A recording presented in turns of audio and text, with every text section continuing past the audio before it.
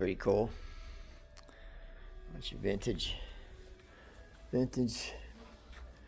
engines. I'm back at the National Motorcycle Museum in the UK, and they got some really nice stuff here, man. They really do. And it's such a massive museum.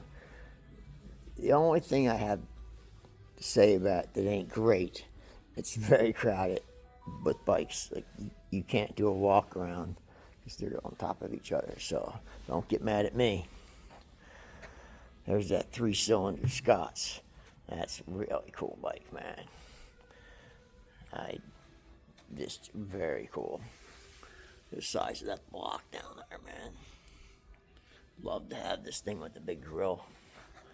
Because all the Scots were liquid cooled, remember? They were the first liquid cooled bike.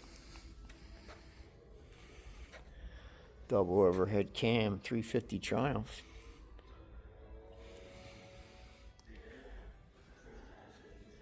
They got the 4-cylinder Triumph here. Oh, right there. There it is, 4-cylinder Triumph. All right, guys, keep watching, man. I'll keep shooting. I appreciate you.